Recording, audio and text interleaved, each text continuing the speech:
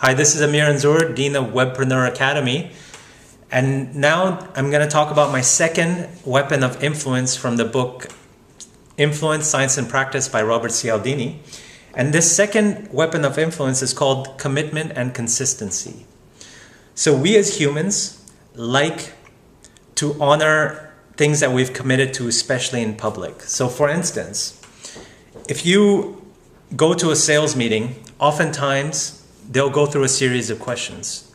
Do you really want to save, do you want to save your home bills on your electricity? You'll say yes, right, out loud. They'll say, go through a lot of questions, and then because you've said yes out loud, you'll feel when they come down to the sale, you're more likely to say yes. Now, I'll give you a simple example of this, of how commitment and consistency has been used. There was a restaurant in Chicago, and they used to take a lot of bookings, but 30% of the people didn't show up for their restaurant. So what happened was, you know, that means you're taking the reservation and saving the seat, and then 30% of people are not turning up, and there's no penalty for them. So the agent used to say, please call if you have to cancel your reservation when they took the reservation.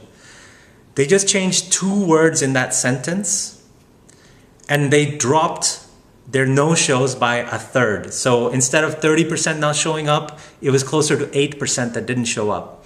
And what did they do? Instead of saying, please call if you have to cancel your reservation, they said, will you please call if you have to cancel the reservation?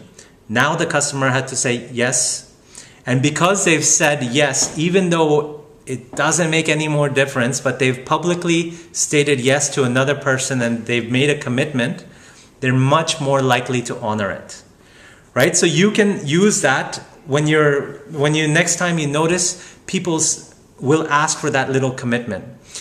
Oftentimes in car sales, you'll go through the whole car procedure and he's made you the sale of that car, and right at the end they start adding on all these accessories and things that you end up, your total final bill starts to go up higher. But because you made all these small commitments, by the end you feel trapped and you feel like, I've made my commitment to this person, I might as well get the extra wipers or whatever it might be. So commitment, consistency, the second rule of influence, from Amir Anzur, webpreneuracademy.com.